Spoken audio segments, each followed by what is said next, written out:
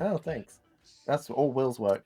Oh, hello, everybody.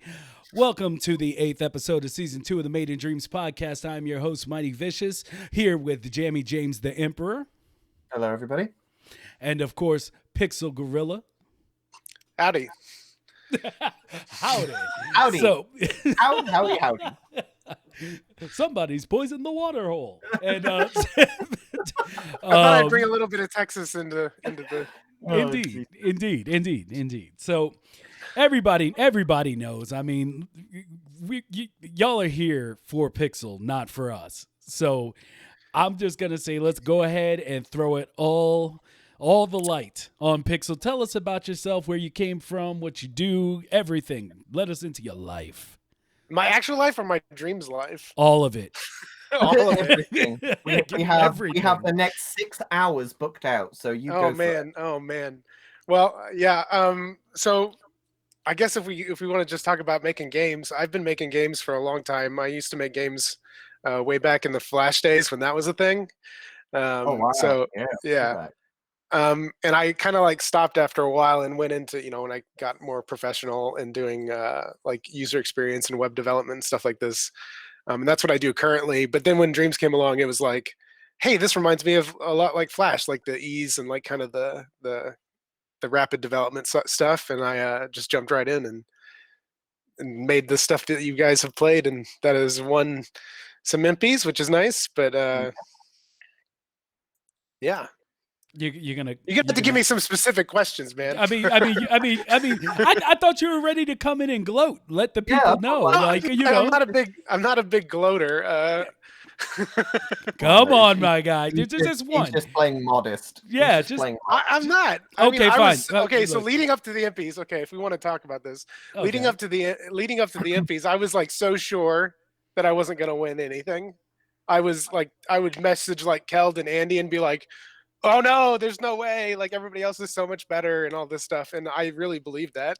But I wanted to win, of course. And so I was completely, so Yovort can confirm that. I also messaged him a ton, just being like super anxious about it. And like, I mean, like everybody wants to win when you're nominated at that point, you get that bug. And I regretfully, I got that bug too. I'm usually not big into awards and stuff because like we go through them a lot in my job. Like we always submit for several awards all the time. And you just get used to not caring about them so much. But this meant something on a different level because it was doing something that I had never done like in earnest before. And I wanted to see how good I was. And so there is a little bit of validation with, the awards and having people outside, it's not just Media Molecule. It's like the industry people judge your stuff is like, there's there's another level of validation to that. So like I did end up becoming more invested in it than I anticipated I would. But yeah, I was, I looked at RBD and Half Up and all those people and what they have made. And I'm just like, there's just no way this stuff's so good. Creators always self-doubt all the time. So like, that's just the thing we have. And so I was completely floored. I was just like, please, just one. I'll take one, any of them. I don't care. Just one will be good. And then, and then it happened to be all three, which was just completely a shock. So I'm grateful that that's the way it turned out. But, I think it's safe to say that that's probably never going to get another one. well, I mean, look, I would tend to disagree with you on that. Yeah. Go ahead. I never set out. That was never like the goal, right? Like I never start any project with the goal of winning anything or even like people liking it or getting recognized, The goal for me has always been like the idea and then how well can I surface that idea and have other people experience that idea and like convey this notion to them through playing the game. you know? And so like that's the driving motivator for me. And so if I don't have if that's not there, then I'm not making anything, right? So I need to have this thing inside me that's like, oh, I really want to share this concept, or I really want to make something that is about this thing, and then put that out there and have people experience that. And so I think that's also what happens when you do stuff like that. That's a good recipe for people actually liking your stuff and, you know, people recognizing it. And so like if you start in that place, you get all that other stuff as like a byproduct. And so I just think that's, you know, that's just a better way to think about making things in general. Okay, You know, well, I guess because you know, if you don't want to dwell on the Impy, like I have one Impy question, and then we can move on to more specifics. Like, sure. did your Impy add any inches? What?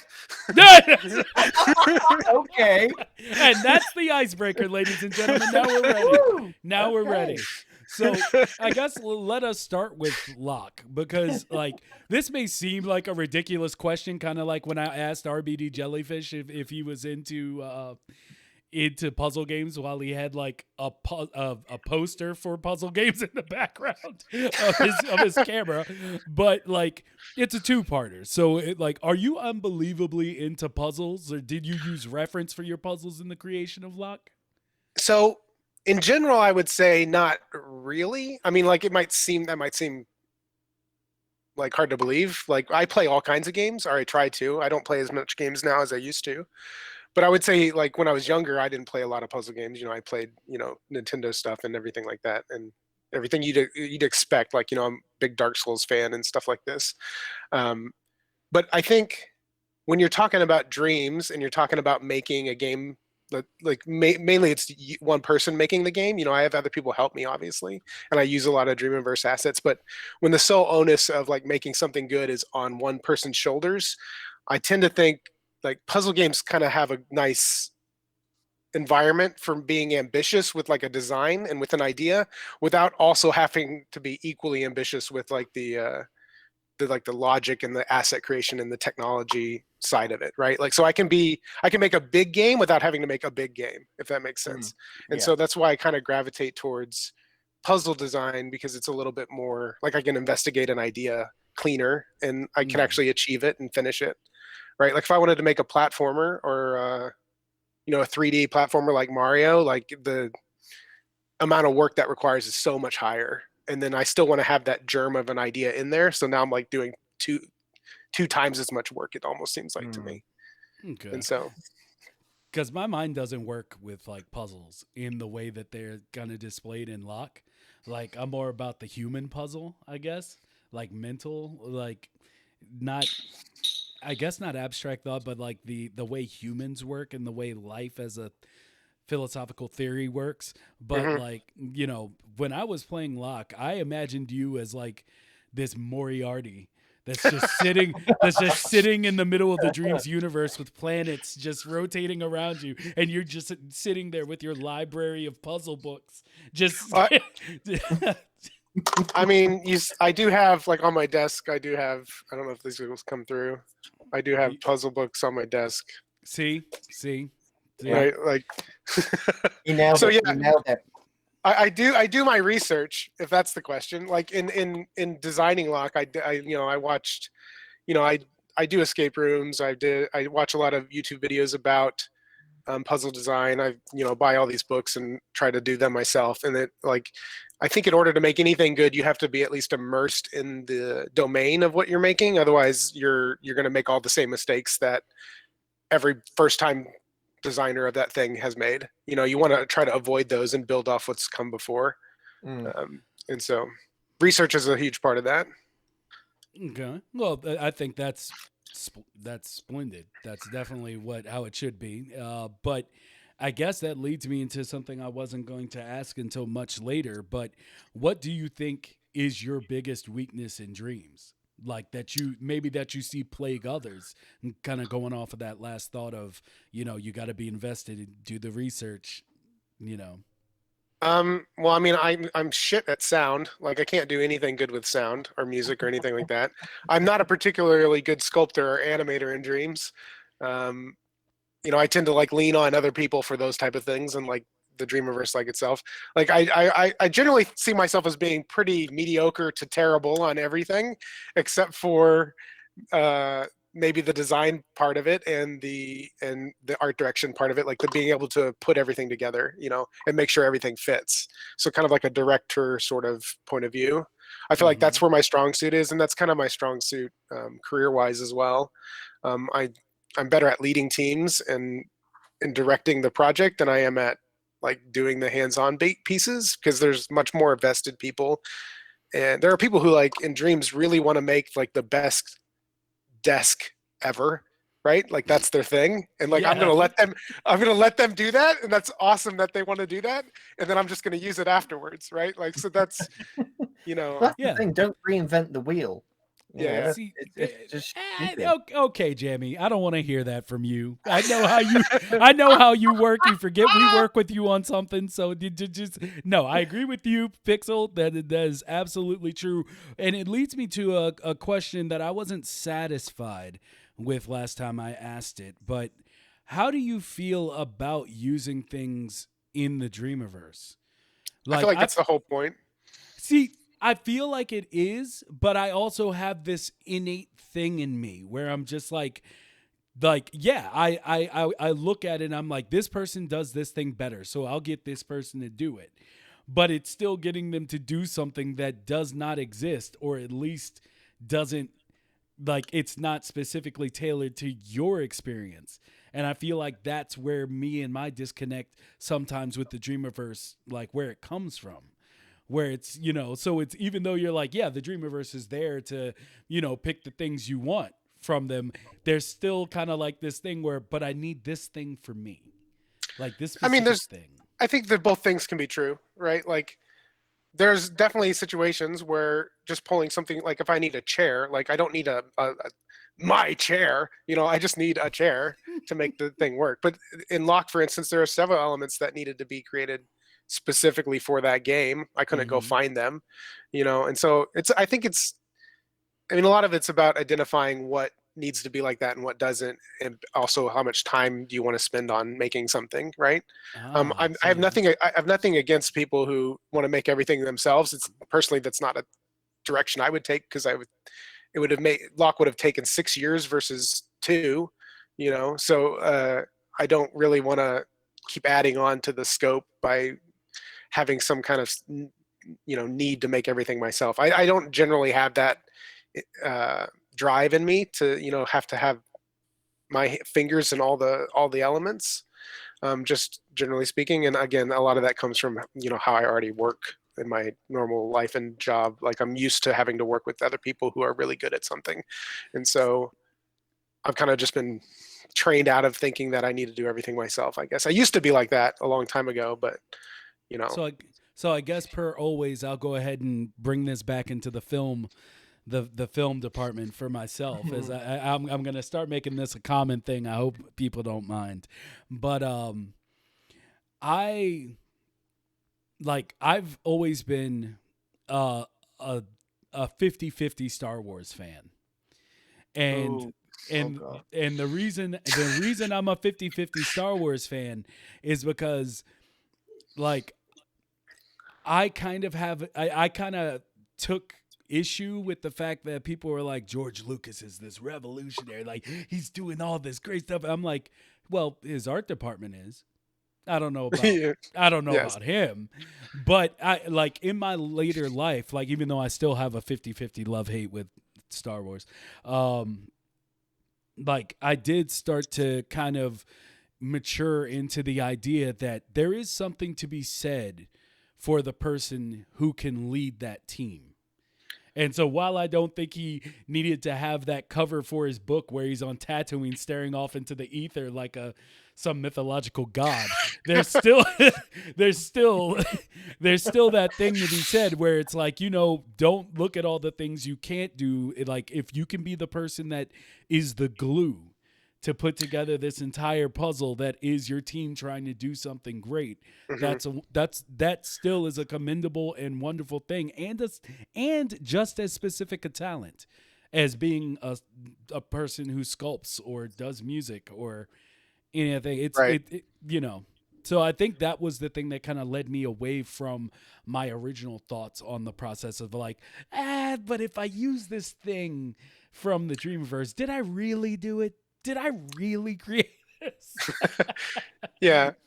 I think one way to look at it, and the way I look at it is, it's really hard to make a thing if you don't have a really strong bullseye at the end, right? Like you have to have a really good target or vision Yeah. for what the thing needs to be in order for it to actually be good, right? And so if you're working with a lot of people and everybody's doing their own thing, it's very easy for each person to really get zoned in on their piece of the element and then, you know, kind of like lose sight of the vision. So it's really helpful to have a person or a group of people, it doesn't have to be one person, that have ownership over the vision, over the target, and make sure that everything kind of stays on that path. So that way people can focus in on what they're good at, and then you can help steer them if it starts going off. And so if you're missing that component, if you're just have a team of 10 people all making their things, they could be all making like the best version of their thing possible, but when you put it all together it doesn't actually work, because nobody has that unified vision. Everybody has their own vision for what the thing needs to be, and so you really need that one clear kind of guiding principle, even if it's not coming from one person, right? Yeah. See, this brings us back to a current conversation being had in the Dino project that we're working on, because I'm trash with audio. Like I can't do it Same. dreams. I can't do anything with audio. I tried. My wife laughed at me, and I was like, "Well, there goes that dream." No, but We'll start somewhere. but I'm You gonna gotta keep no. going. See, Gotta keep I'm going. good with it. I'm good with it when they bring back the I can keep the mic on while I record things. Then yeah, then I'll do it. Like then I'll be Mhm. fine, because I could just be like, me and my guitar. Let's make it happen. But yeah, I can't do it the way I want currently. But it's all a learning process. But we're having this conversation currently in Dino because Oh, my boy. taste is I love eclectic like Mhm. music. I like things to be of multiple genres woven together. And so I think of the same thing whenever I look at any music. Like I love that System of a Down did the Zelda song and also did Shame from Wu-Tang. Like I love that they can switch up their styles. And it's like Right. it all fits because it's System, but that's way different from a BYOB or something like that. And so yeah, we're having this conversation currently in Dino where me and Jamie are getting now I'm playing this up a little bit, but we're but Well, no, I wouldn't say so. but no, we've reached this point where I was like, yo, for this scene right here, this is the sound I want. And he was like, no. And I was like, No, I wouldn't like no. And I was like, all right, so I'm gonna have a problem. No. Well, we have very different ideas on what we want the music to be, but like yeah, I think we will get there. But yeah, I think especially when it comes to music, I always say, like, when whoever's helping me with the music, I always tell them, no matter what I say or how confident I say it, do not trust that I know what I'm talking about when it comes to music. And so always fight me, no matter how it goes, because I'm probably wrong. So no matter how... I like that. You see, I do like that though. I like that, to fight against it, because at the end of the day, it's a team effort as well. And what I believe the music for Dino should be might not necessarily be what it will end up being, because it all depends on how the cutscenes look, and the atmosphere in the particular section of the game might be wrong. So there's plenty of room for adjustment when it comes to music in games. Yeah, but for me personally, I'm just so passionate about the soundtrack for Dino, because music's very important to me, and I just love making music, even though I'm terrible at it, but that's besides the point. And I just have this vision of what I can hear Dino sounding like. And what Will said was the complete opposite. And I was like, that goes against everything I've been envisioning for months. No. Yeah, that's tough. Yeah, and so I mean, but yeah, like you said, it's putting it all together, and Yeah. that, and sorry to talk about Dino while we're talking with you regarding luck It's Yeah. because fine. it's not in the same league currently, but it really did make me think because I think a topic I didn't expect to come out of this episode was the one we've created about dynamic and the goal and a team lead, and Mhm. that's been something that I've been extremely interested in because of how many times that's fallen apart. And Yeah, so, yeah. it's tough too because like when you're talking to when you're talking about the dreams community, I feel like I could be completely off base about this, but to me, it feels like the majority of people in it don't do this stuff professionally. They're in it because Dreams is so democratized this creation process in such a way that it allows people who wanted to do it but never actually did it, right? And so we have a huge influx of people that are not as experienced with maybe either working with teams, working on making games, working on making animations, whatever. And so they're going to run into all these problems that every other team, every other person in the team has, dealt with either professionally or whatnot. And so I think there's a lot of that going on, and you have to give everybody time to kind of learn and grow in that atmosphere.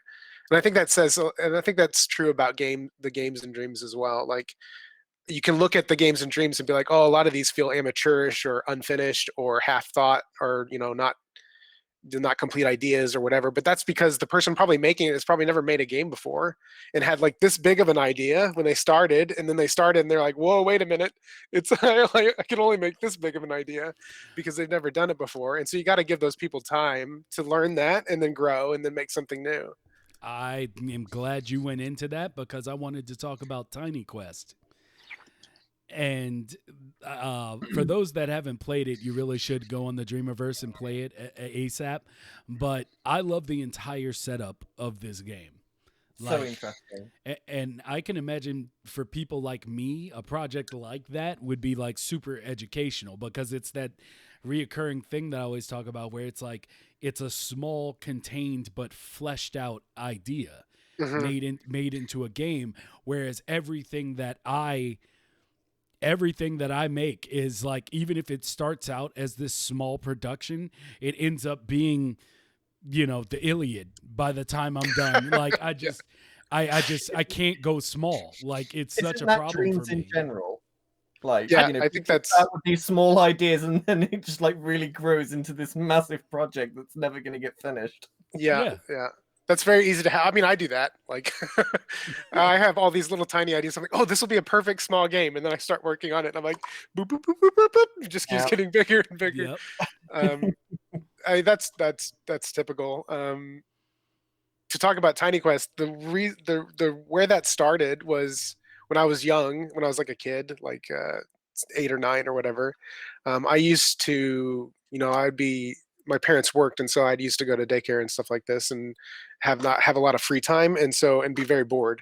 And so I'd make these. I'd get out a piece of paper and I would draw like a Mario level on one sheet of paper, right? Because I was big into video games, and I would try to fit the whole game right on this piece of paper because it's all I had, right? And then I would have like a little figure, or like I'd have like a stick, and I'd glue a figure to the stick, and then I'd move it. I'd pretend to play the game, and so I would do that a lot. And over the years, I've always thought, man, that was such a fun. I feel like that's not a very. I mean, my exact way of doing it is probably unique, but I feel like that's a thing that people have done before. It feels like a common enough. Like if you play video games as a kid, you want to start doing stuff like that. And so I thought it'd be really fun idea to make a game, and this was before Dreams, a fun idea to make a game that was all in one screen, just like those things were. And then Tiny Worlds Jam came along in Dreams, and it just like brought that idea all the way back. And I messaged Joe Vork, like, because he is as much responsible for that game as I am. I messaged him like halfway through the jam. I think there was like 7 or 6 days left before the jam deadline. I was like, "Hey, I have this great idea. we should totally make this." Let's not sleep for the next 7 days. Basically, that's what happened. Indeed. Like he's on you know, on a basically flipped time zone than me. And Mm. so we pretty much did like a 24-hour, 6-day dev cycle where I would work, and then while I was asleep, he would pick up where I left off and do his part. And then we just kind of rotated for 6 days until we were finished.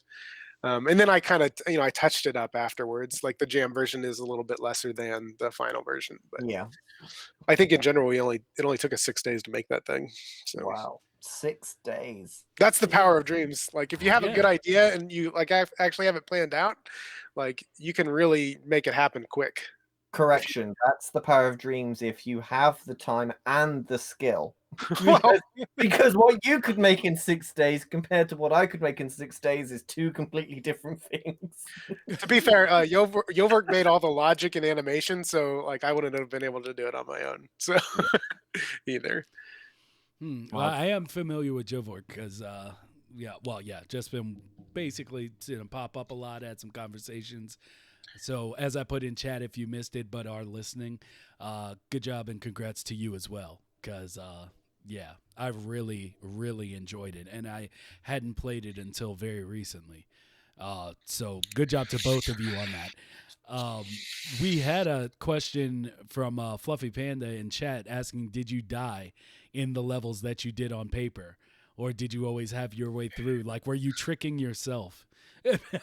I mean, I don't remember specifically. I think it was like, even back then I was trying to be empathetic with like somebody playing it who didn't know. So I guess in a way I was tricking myself, but like pretending to, you think like, oh, I could put a thing here. Like, I don't know. I can't remember what I was thinking way back when. I just remember doing it.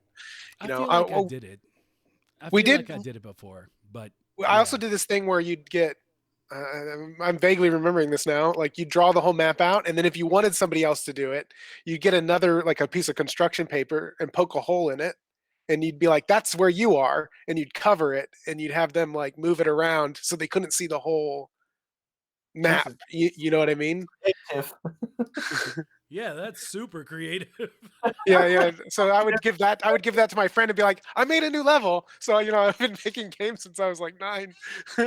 Whoa. Awesome. All right. Well, Jamie, I've kind of asked everything from here, so I'll take a step back, let you go in. All right. I wanted to take it back to Lock, if that's okay, because that Yeah. game is still making me scratch my head. I'm just terrible with puzzle games, but I appreciate the art form. How long did it take you to create Lock from start to finish? It's roughly 2 years to 2 make years. it. Yeah. Wow. But I would say only a year of it was spent making it in Dreams. Like I spent a whole solid I it might be longer if you count like how long it's been in my brain, because when I first heard about Dreams, I started thinking about what kind of game I want to make. Like what would be the game that I would really want to make. And so to kind of back up a little bit, there's this thing called, I don't know if you're familiar with like Puzzle Pint or the MIT Mystery Hunt. MIT Mystery Hunt, yeah, I know that one. Yeah. You familiar with that? Like it's basically like it's a puzzle hunt style game where all the puzzles are um, one word answers are phrase answers. Like you're always trying to find a phrase or a word at the end. Mhm. And the puzzle pints like like MIT Mystery Hunt's like super hard, and you usually have to have teams of like, you have a team of like 10 people, and there's a bunch of teams and they're all trying to solve it, and it takes them like 3 days to get through everything. So it's like crazily hard, and like they make it hard because they don't tell you how to solve anything. There's no rules. There's just like you get the puzzle and you're like 90% of the puzzle is just trying to have that moment where you figure out what you're supposed to do. Where And you also, it's MIT, so it Yeah. has to be hard. Yeah, it has to be somewhat inscrutable, right? Yeah. But Puzzle Pint's like this is a website, Puzzle Pint, and they put out one every month or so. But it's like an easier version of it. But even those are pretty hard, right? You still have to be kind of in on it, and you really want to kind of do them with more than one person because they still have this issue of they don't tell you what to do. They just give you like a piece of paper that has like inscrutable text on it, and you're supposed to parse out the information, pull it apart, and put it back together in a new way. And then you're like, oh, I see what they're trying to get at, and you you put it together, and then you find the word, and then that's how you solve it. Everyone is unique and different, but so I've always enjoyed those. They're very, very challenging, but I always thought there was too big of a bar to entry. Like if I was to just if I was just pick one at random and show it to you guys, um, not only would I not be able to solve it probably, but like you'd be like, I don't even know what the hell I'm looking at. Yeah. And so like there's like an expectation that you know a lot of things before you start doing them. Like you have to have kind of like watched people solve them or get kind of the tricks of the trade, like, oh, I see they're anagramming things or stuff like this, and they don't tell you that. You just have to see that stuff. And so I thought it would be great if there was like a game that had that same sensibility, but was Mhm. actually made for people who did not know anything, right? And you Yeah. were able to get in on it like in a nice ramp sort of way, and actually like I don't have to have all this preconceived, all this pre knowledge. I don't have to know exactly what an anagram is before starting, or I don't have to Mhm. know like Mhm. semaphore, which is the flag code, before even beginning. Like there's no expectation that I know those things. And so I was like, I want to make a game that does that. I want to make a game that is a puzzle hunt, that is like MIT Mystery Hunt, but is for like everybody in such a Yeah. way. And I don't think I succeeded completely in making it for everybody. I still think it's I'm it, def- still having trouble. it definitely ended up on the hard side, no matter what I tried, Yeah. because that's just the nature of those puzzles. But that was my goal. That was what started it all. And so I started thinking about the types of puzzles I would want to do, and I did a lot of research. And then I spent Mm. basically a year filling up a couple notebooks with ideas and like figuring out the math of things, and like because you have to work a lot backwards with a lot of the puzzles, because you're like, okay, this thing is also going to be used for this thing, which is also going to be used for this thing. So I have to make sure it works. Like, and so Yeah. like I'd write down thousands of versions. Like I have basically 20 pages just for the math room, which is Oh my god. upstairs, because and then that wasn't even enough. I had to go write a program to like brute force the math room in such a way that I could actually get a good puzzle, because of just the way the words work and making that actually work out with numbers. I just basically brute forced Oh, it into words, and then which gave me like maybe 30 or 40 potential versions of that room, and then I solved them all by hand to see which one I thought was the most approachable. And so that's the one I used. But yeah, so I did a lot wow. of that kind of work before I even touched Dreams. And then so a year went by and I made Tiny Quest and some other thing. I made like Dream Ski and stuff like this just to learn Dreams. And then when I had a good handle on what I was gonna actually make, that's when I started, and that took about a year to make that in Dreams. So yeah. I'm yeah, that's a lot. Yeah, just the explanation broke me. It's quite the commitment. I'm not gonna lie, but Wow. Jeez. there's no other Okay. way to make that, the math puzzle in particular. You could try to make that by hand, but I'm not smart enough. I had to have a computer do it for me. So basically, that's designed via a computer and not via me. I just tested them to That's see ridiculous. which. Yeah, quite. So, um, where are you going from here? Because like the creations that you've made in Dreams is so different from one another. You know, your style between different games, like Tiny Quest, is nothing like Lock, and Lock is nothing like Press X to Puzzle. You know, they're all very different and have different styles. So, do you have a specific style you want to move forward with in your next creations, or are you just going to keep moving to different styles in Dreams with different games? it's a. I mean, it's. There's a lot of styles that I would like to make games for. Like I see people making like twin stick shooters, and there's that new one. What's that called? It's like the vertical shooter where you're like the plane. It's Oh everybody. yeah, I yeah. can't remember I what it's don't know. called. Yeah. Like I watched those games and I'm like, oh man, I want to make one of those. That looks so cool. But then whenever I sit down and start thinking about it, I'm like, there's no idea there. It's just like make that game. You know what I mean? Mm, For me, that's not enough. Like I could do it, but I wouldn't be happy with it, and I would never stick to it. You know what I mean? Because it's yeah. like I would end up making like one level and be like, "Yay, there it is." It's like it'd be more like Dream Ski, where I was just making a thing. Um, and so um, for me, it's like I need to have like a good, like I said, I need to have like a kind of an idea or concept that drives me into making something, and then whatever that drives me into will be the style of game I make. Which Okay. it tends to lean towards puzzle games, because I think, like I said before, it's easier to solve problems in a puzzle game style format. Like I'm like, oh, I can just make an easy puzzle game mechanics, and I can still communicate the idea via that without having to make Mm. like a platformer level or whatnot. But I have various side projects in the work, or projects in not side projects, but actual projects in the works right now, like a platformer with Yovork and Magma Monster, which is again is very hard to get off the ground because I don't know what to do with it specifically. Mm. Um, Mm. and then I have an adventure game I'm trying, like a text adventure game I'm trying to make, which is basically all about. I don't know if you're familiar with the term ludonarrative dissidence. Are you familiar? That's like a move. That's a video game sort of thing. Have you heard that term?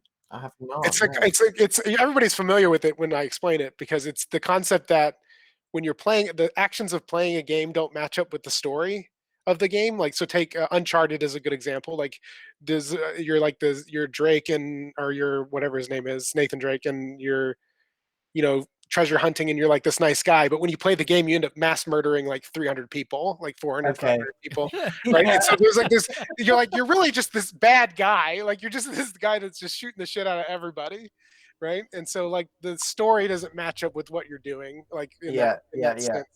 And so I wanted to make a game that actually like brings that to the forefront, like makes it very Mm. clear that that's what's happening, and then like constantly hit the player with it over and over again.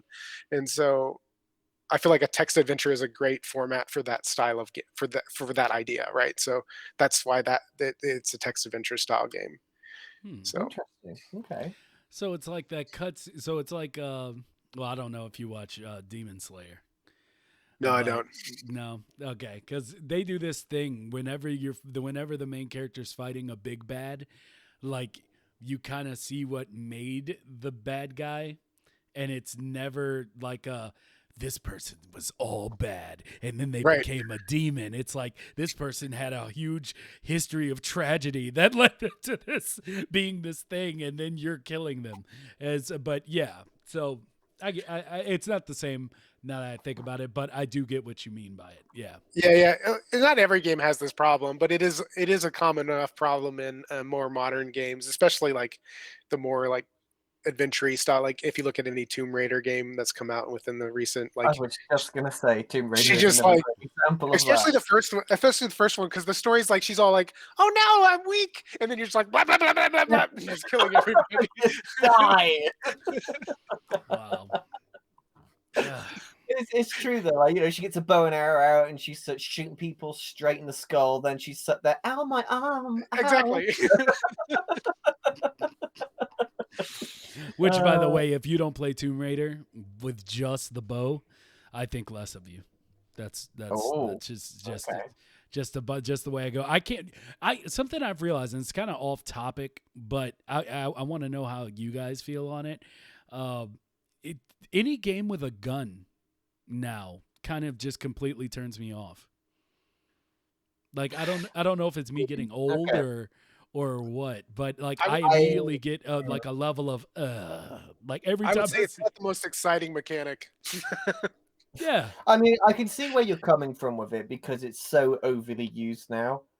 But I mean, I think there are some examples of great games that that use guns. I mean, just for instance, like Deathloop to me looks amazing. Like I'm not really into shooters much. I don't like shoot, move on, shoot, move on. But the concept of Deathloop looks really interesting and takes gun mechanics to a whole different level where it actually makes sense, if that makes sense. Yeah, I think. I I made mean, that really confusing. I feel like guns are just like this loose facsimile for interaction that just has been shoved into games. It doesn't really like. It's not serving any purpose except for giving the player a way to proceed. Exactly. Like they're Yeah. not using it in any sort of like interesting way. Like imagine a game where the whole game you had a knife, and at the very end of the game they gave you a gun. The gun would now mean something. Like you would be Mm, like, "What is this? Like, what am I going to do yeah. with this?" Yeah. It would completely change how you felt about the game, and about the gun and what you had before. Like nothing. I don't feel like games really want to do that sort of thing more often than not. Like they want to that's just the thing that Yeah. gets you to the end of the game, It all basically. comes down to playing it safe at the end of the day. That's what it is. Gun games are safe. Everybody likes them, and there isn't much creativity that's needed to make it work. That's the way I see gun games. Like Yeah, see, I just like, it's kind of like the first person genre for me. Now, I'm not trying to make anybody feel off about anything they're working on or creating, or but it's kind of like my whole thing with like horror, where it's like the first person, like the first person perspective in gaming. I'm like, it's been used so much now, and it's, to me, like, not, it hasn't evolved. Like, it hasn't evolved at all. And so it's like, I don't mind things being first person, but I'm also like, but when are you going to do that next thing? Like, when are you going to do that thing that makes me feel like, yo, this is the first time I've played an FPS, like a true FPS. And I just kind of get bored, like with the gun thing, where it's just like, you have a gun. I'm like, oh, pew pew. That's what I do now? Cool. Like, it's just immediately like a mechanic I throw out the door. I will say that I have no desire to make a game like that. Like, it doesn't get me going in any sort of way. They're like, oh yeah, I can't wait to make a gun game. Like, I'm not like, it doesn't really get me from a designer brain thinking in any interesting way. I mean, like, that's not to say that there's an interesting design that happens in those games, like making guns feel different and shoot different and function differently. Like, there's a lot of work that's put into that, and like making one of those is hard. It's just, it's more of like a analytical part. I don't know the right way to say it. Like, I'm not my designer brain doesn't want to solve those problems, if that makes sense. Yeah. So I just something it was a divergence. I felt like I could go on because because I use a profile there. Don't trash your game. Your game might be the one I've been waiting for. And in which case I'm gonna be like, yo, y'all need to play this new game. After all that shit I just talked, I played this game, and this joint blew my mind. So, but Afroman says you don't need a gun for a game, and my response to that is, what kind of game would you need to make the player feel like they needed a gun? Like, what does that have to look like? Like, how do you make it, like, if you're gonna actually solve this, if you're gonna actually address what you're talking about, like, is there a design that makes the gun the whole point? Like, and what does that look like? That would be an interesting game to make. Yeah, that would be. Well, MC Alchemist said, is Portal not a gun game? And you know what? It is. It kind of is. True. It is. Very, very true. A game where you are the gun. Now that's Wow, something I would love. Here we go. See? This is so now you're just Megatron? You're just Megatron? Is that? Yeah. That would be awesome if you were just Megatron, like flipping into different people's hands to create the outcome. I'm telling see this is that's a good game. That's a good game. This is what I mean though. This is why I'm unimpressed with most of the things I see when it comes to that genre, because I'm like, look, it took us like 10 minutes to like get to a point where we had that, and it's like, so you guys are getting a lot of money. How come y'all ain't think of something like that? Well, it's a lot again because they're making a lot of money. Gun is also a gun game. There's there's something to be said about, like, you got to turn a profit, and you got to make a game that a lot of people like. I feel like if you made like an experimental sort of gun game like I'm talking about, you'd probably get a lot less people wanting to play it, for one thing. You'd get people like us who are interested in this kind of thing to play it, but people are used to playing other gun games, right? Like, the game player base as a whole plays a ton of these games. Like, they're popular, and so like there's a huge impetus to make more of them, right? Because that's what people are playing. And so until that trend slides, there's no real reason to not make them other than creatively. Yeah, I mean, and that's why I love that's why I love indie so much, and especially Dreams. Dreams is just like this indie cave of just pure creative juice. Like, you have actual indie studios that make great games, but they still follow a certain code of conduct when it comes to developing games that people are still going to want to play. Whereas with Dreams, you have that, but you also have all the weird wackiness that you would just never expect to see, and that's what I love about it so much. It's just a weird place full of everything. Yeah, let me be clear. I don't mean like you can't make an experimental game because nobody's going to want to play it. I'm saying that you can't make it because nobody's going to like perceive that they want to play it. Like there's going to be like this inherent opposition to it. And like if they started playing it, they'd probably like it, and it could still be a great game. And like a lot of people might want to play it, but it's like it's hard to market. It's hard to market, hard to sell, hard to all these things. Right? It's not COD. Is basically what you're saying. Yeah, so like, it's going to be a fractured market where it's like you're going to be left with such a small portion of the players that are just like, I could try this thing that's, you know, unproven, I guess, if you want to call it that. But I do want to play like COD. I know what I'm getting. I know I'll enjoy that thing. So it's like the demographic gets smaller for when you try to be creative. I just feel like, and maybe it's you're always going to be compared to it as well. Like that's the other problem. And maybe it's just because I'm a whiner or something, but like I don't know. I feel like what makes Media Molecules so cool is that they seem to be that company that's like, we're going to do that. Like that thing that thing that everyone says isn't like a great business move. We're gonna do that thing. And it's like, as far as Dreams being a game that makes games and also movies, but does animation and also audio, we're like, well, what do we market it as? And which we had that argument last week. We have, yeah. But yeah, it's like, I feel like there should be like a give back. And like, because I understand when people are like, that's not a smart business move if you want to do all this creative stuff. It might not be. And I'm like, it might not be. But if you make COD, and you make 500 billion or whatever the hell they bring in on that game per year because they release a new one every year, you're telling me you can't take like a good 200 million and just throw it off to the side and be like, hey, I heard you talking about this thing that you wanted to try to make. Let's see if we can make it. You can't afford that. You can't afford that. I mean, they might not be able to afford it. Who knows? Like making game for big studios to make games costs a lot of money, no matter how small the game ends up being, right? Because the overhead is ridiculous. But that's also because they're making big games. If you shrink the size of the game, you know what? This is going to turn into this other conversation. and because look, it's the same conversation as the $70 video game model. Oh, if we really want to get into this, Ooh, I think video games should cost more than $70. I literally have it written down, which I just wrote down like 5 minutes ago. I was gonna ask you, what's your hottest take for Dreams? But now I want to change it to, what's your hottest take for games, period? Because I think you just told us, and I want to. I think people's expectations that like something like a video game should cost any amount of money is a mistake. Okay, this is what I'm going to say as far as to kick this off.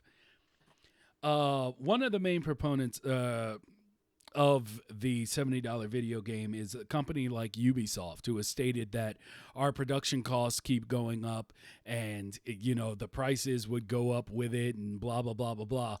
But they also made the declaration that they wouldn't make anything but big open world games like 8 years ago.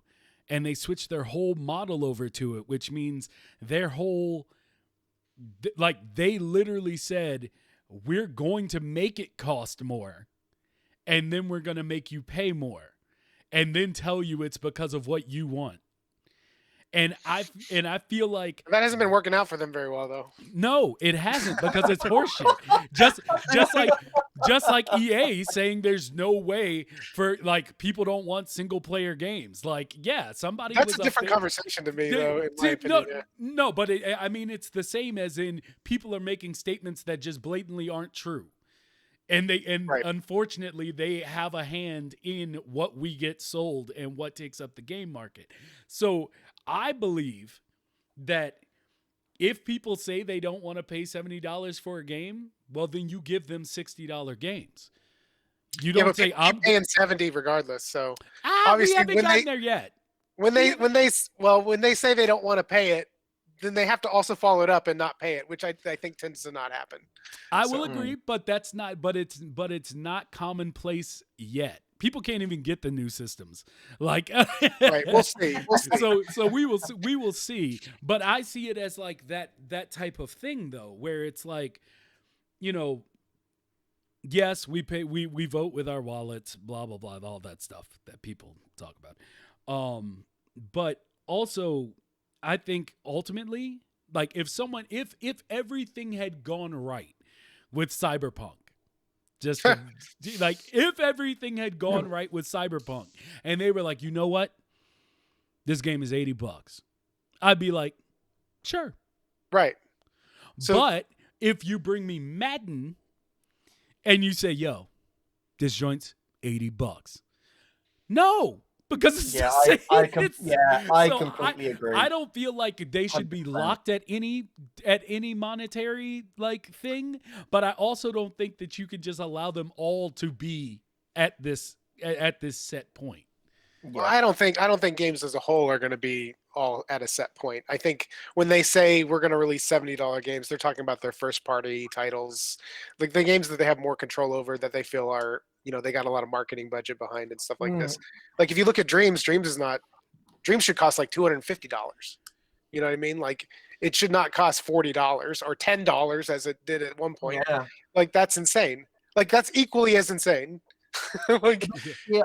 The problem with that is like with first party studios deciding to turn their games into $70 is completely understandable given, let's just say Sony, for instance, they bring out absolute stellar titles and I will pay $70 for every game they bring out because I know I'm going to get $70 worth of an experience from it. But the problem with that is once the actual, Sony and Xbox say, right, all our games now are going to be $70, that sort of leads a way for all the other publishers to say, well, if they can charge 70, so can we. Yeah, but if the game's not, like, let's take Cyberpunk for instance, like if the game doesn't match up at the end of the day, like eventually people will stop buying it and then the refunds will happen and the price will have to drop, it'll go on sale, etc., etc., etc., right? And so like I think you're going to see waves of people trying this, and if they can't get the quality of the thing they're making up, then that they will ultimately not succeed, right? So it's easy to look at things in an individual sliver of time and say like, oh, games are too expensive now or games are too cheap. But you have to look at it on like a larger scale. Like, is it a trend that actually holds? Is like if the games were like $100, let's say, is everybody happy with paying $100 for the experiences they're getting, or are they not? And then if they're not, I don't think that actually sustains itself. So. Well, the thing is, you brought up Dreams, and so did Zadira in chat about it being released at $40, and you said it should be at least $200. I said $250. I just threw that out. $250. Yeah. Well, let's say I give that credence because I do. I honestly think it would be, but with the plans they have, especially the most recent article. What was that article that you sent me, Jamie? Who was that from? PC Gamer. Yeah, PC Gamer put out an article 4 days ago about Dreams, them interviewing Media Molecule regarding Dreams being on PC, being that we're in the midst of a lot of exclusives going to PC now, and the possibility of Dreams following suit. At the end of the day, because they have a 10-year plan for Sony, but in that article, Media Molecule, the representative for Media Molecule stated that their plan is more like 20. And that they do expect it to go to PC. And when it goes to PC, because like I said, I really do feel like we're all in the beta right now. Like the game may have released, but we're in early access. And by the time it's done, it might just cost $240 or $250. And if it did, I'd pay it. Yeah, I mean, if you look at other creative suites or anything like how much you pay for Adobe, like how much you pay for Photoshop and Illustrator and all that, like it's well over $10. And it's way less sufficient than Dreams is. Right? Nobody's sitting here saying like like that makes sense.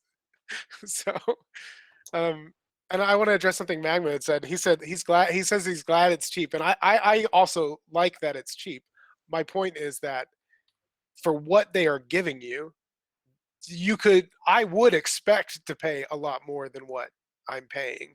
Like I feel like I am duty bound to like give Media Molecule as much money as I possibly can because of how much value I've gotten out of it already. It's ridiculous. I Yes. agree with you, but I think it makes sense why it's so cheap right now. Of course, of Because, course. they're trying to build their player base. Well, not player base. They're trying to build their creator base, should I say? Getting people on the platform, make it as cheap as possible, so that people get into it. They make a ton of games, and then once the popularity has risen, it will go back to its regular RRP, and it will sit there, and then people will buy it to play games as well as create. So I can see the method for pretty much giving it away, but at hmm this point they might as well just add it to PS Plus and call it a day. Yeah, exactly. I think so too. I think making it cheap is the right move. That's not what I'm arguing for, like I'm just saying like there's this huge, you can't ever look at price of a thing and the value of the thing. They almost always don't connect for me. Like, I always feel like I'm paying too much for things that are shit and too little for things that are good. So it's like it's a really hard conversation to actually have a good answer for. So let's say, because I'll go back because I kind of co-opted and answered my own question with yours. But what would you say is your hottest take for dreams? On dreams? Like, what's the thing that you think most people disagree with you on? Oh, that we don't need updates. I'm glad you said it, because if you were about to be like, oh, I don't know what that could be. Oh, I've indirectly brought you up before. But I wanted you to bring it up because I wanted to see what. Let me defend myself before we go. Okay, all right, go ahead. I'm hyperbolizing a little bit. Like we always, of course, updates are always good, and like I would say need is not the right word either. I'd say updates are not holding anybody back. Like lack of updates. Like if they waited a whole year to update Dreams, you would still see like a ton of crazy shit come out in the next year, right? Like it's not causing any kind of. There's no bottleneck with the updates, right? Like I want to see multiplayer. I want to see the new calculators. I want to see new gadgets. I want to see new logic stuff. I want to see all that stuff. But I don't pay it any mind either. You know what I mean? Like it's not important to me. It seems like people seem to want to assign their failings to the limitations of the platform, which is not true in my opinion. Like if you're good at what you do, you work with inside the platform and you bend it to your will. There's no, like the 15-second is a good example, like the 15-second time limit. Does it suck on recording audio, right? Like everybody hates it. It's universally not like fun. It's universally bad for making stuff good, right? It makes everything a lot harder. But does that stop anybody from making good music or recording audio for games? Yes. Does it stop them? Is it actually preventing hold on. Is it actually preventing people from doing it, or are they just giving up because it's too hard? I would say that's a tricky one as far as audio goes. Like you were kind of winning me over in your breakdown of like the prolonged thought process of how you're talking about it. Yeah, you can't assign your shortcomings. However, let's say you want a game that has operatic lyrics. I think that is a point where it's actually the shortcomings of the current hold on audio, because asking an operatic singer to basically work within that time restraint I say this and I bring this up specifically because my wife is an opera singer, and I told her about the time limit because I wanted to use her for an audio project that I failed at. And she and I told her about that, and she was like, I can't get it. That's not even like, I can't sing like that. That's not how opera works. Like breaking it into 15-second intervals, that literally destroys her ability to work within Dreams. So while I think you have a point on a lot of stuff, when it comes to audio specifically, I think that is something that just straight up needs to be changed. Because I need to kind of couch what I mean though, because like when I'm talking about creation, like on an individual creation level, there's obviously limits that you can't break, right? Like I could invent a thing that I couldn't make in dreams. Easy, no problem, right? On an individual level. But when I'm talking about like an experience or like a game, when I'm talking about dreams, I'm mostly talking from the point of view of making a game. So let me preface that. Like, if Okay. you're just in it to make music, like if you're just in it to make opera music, you're fucked. But like, if you you know what I mean. But when I'm talking about games, like if you don't make a game because there's a 15-second limit on the audio, that's a you problem. Like that's not a dreams problem. The way I look at it with dreams, and I may be an absolute hypocrite for saying this because I don't really create, I direct and make music, but you know, if you're blaming the tools, then you're doing it wrong. Yes. Because, you know, if you're saying that there's limits with dreams, I also think you're doing it wrong. I personally think there is no limit to what you can create in dreams. It's just a matter of the amount of time and resource and energy you want to put into that project to make it become a thing. The comparison I use is if you look at Nintendo, like NES days, right? And look at how they had to make those games. Nobody's sitting there going like, Nintendo was a shit platform for making video games. You couldn't make anything. Like nobody says that, right? There's obviously limits. There's obviously things they couldn't do. But how many great games, like it started the whole thing, you know what I mean? Or it was part of starting the whole thing. Like the limits, there's always going to be limits, you know? It is your job as a designer to work inside the limits, no matter what they are. Well, whether they're tool imposed or client imposed or creatively imposed, there's always going to be limits. Well, let me ask this then, because I think one of the biggest things that makes how would you say? I think one of the things that makes dreams not as widely acceptable as it could be, you know, throwing away all the shortcomings as far as marketing, which we talked last week, is the fact that you're speaking purely from a gaming standpoint. Yes. Whereas I never got into dreams for games. Yes, that was never my intention, and therefore, like that changed when we met, though. Yeah, that changed because but I think that's an important distinction to make, because like I don't want to speak for those other people because that's not where I'm coming from. So if you're coming into dreams because you want to make like 30-second, or I mean, if you want to coming to dreams because you want to make a 30-minute opera, like you're going to have struggles that maybe dreams doesn't solve, and you are going to have grievances. I don't want to speak for any of that sort of thing. So yes, that is a very important distinction. I don't have any grievances with dreams, really. Like all the shortcomings I know are my own, and I've talked about them openly on this podcast multiple times. Yes, but the thing is that I kind of feel like it's. I'm trying to think of the best way to say this, because like you said, if your plan is to come in and make this thing like this opera or whatever, that's not what I was doing, by the way, but it's a good example of something that would be possible. Like you might run into some walls, but I think they're the same as the walls for creating a game. The only difference is that I don't think there are supposed to be limits in that way with dreams. So for them to work on updating those things is merely just making it a more viable platform. So like I get and agree with and understand why they took away the uploading audio. I completely understand it. Also, Falconrich, don't start. You don't know how I sound. I also agree with Falconrich. I want to see a Mighty Vicious opera. You don't know how I really sound, bro. You don't know. Me and my wife will get on here and tear that joint up. Sounds like a great idea. Give me the audio update. I'm gonna drop an album. That's it. Give me the update. I'll drop an album. But no, and that's kind of the thing. It's like I feel like there is that aspect where you're like, you know, you have to work within constraints. Nothing's ever going to be fully perfect.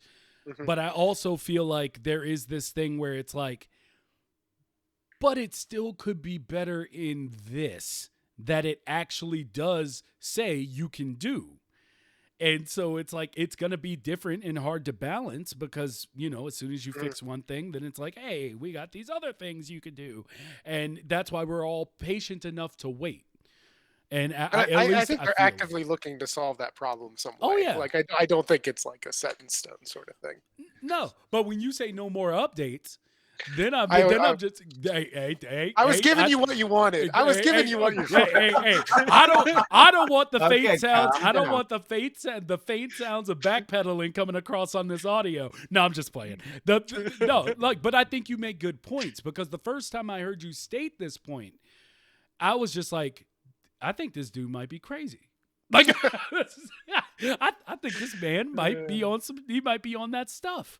But hearing you break it down into a full, like, into the full view, the full yeah. There's more nuance. Yeah, there's a lot more nuance to that. So I think the issue I have with it, the reason I state it so succinctly like that, is because all I hear is people saying, I can't do this, I can't do this, I can't do this.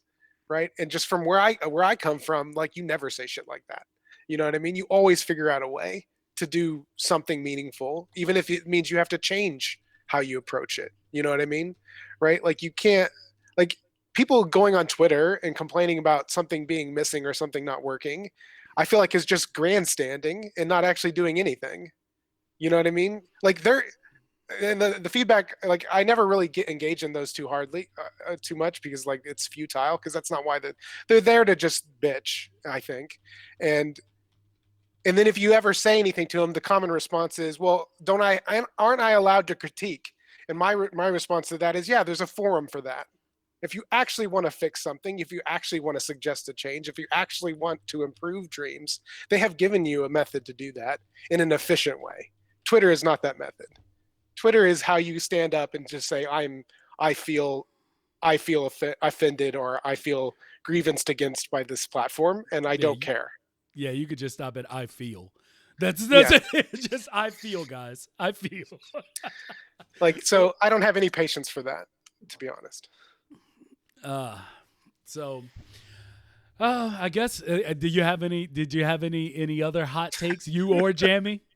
Any hot takes? Well, you know, this whole 20-minute segment about audio was completely void because Media Molecule are changing it so you can upload audio. Oh yeah. See, like I said, it wasn't about whether or not they're gonna change that. It's that there are areas of improvement. Like, there are quality of life changes that can happen that will make the game better for it, and aren't just people, like, whining and complaining, even though 70% of the people are just whining and complaining. I think, personally, in regards to the full creational tool set that there is, we don't need any updates for a while. We have everything we need to create anything we want.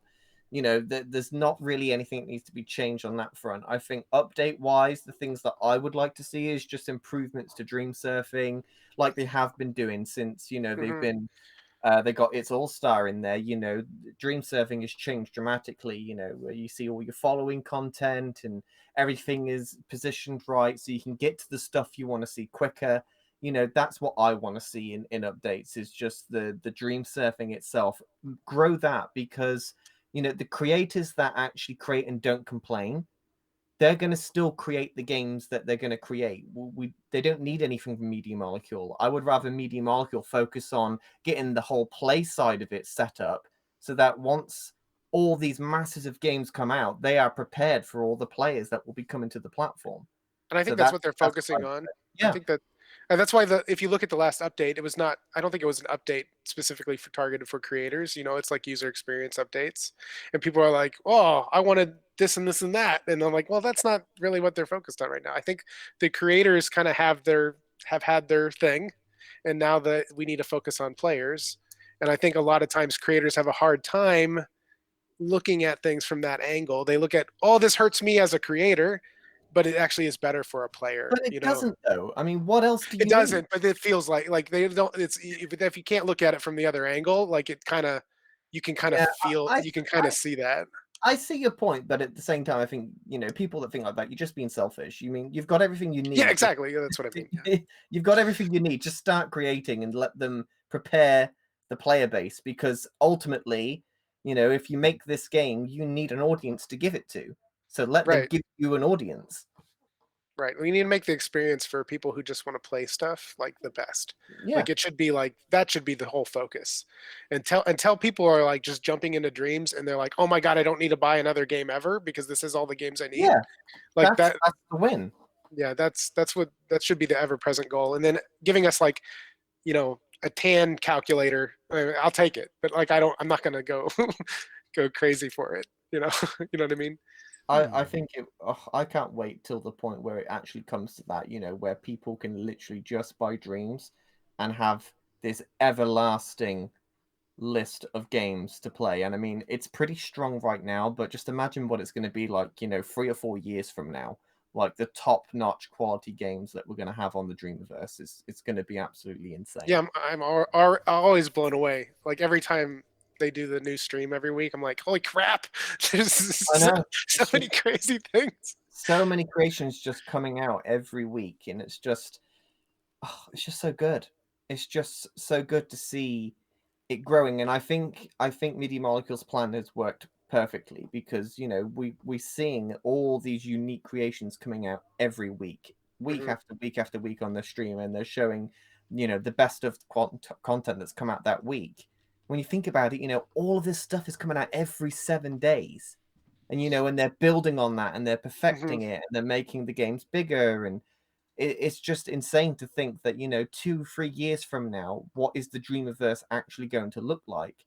There's going to be a lot less of these really small tiny demos and proof of concepts. That's all going to be washed way down the list, and at the top of Dreams you're going to have this just mega list of hundreds and hundreds of top quality games, and I think there's going to be nothing like it, and it's going to be unprecedented.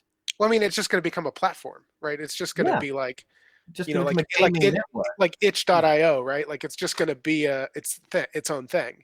And we just got. I feel like that's the thing we're working that we're up against the hardest is like players' expectations, right? Not the experience of when they get it and like being a creator and all this stuff are like having enough tools and all everything else. The biggest thing is when players hear about dreams, they either don't understand it or they have the wrong expectations about what they're going to get.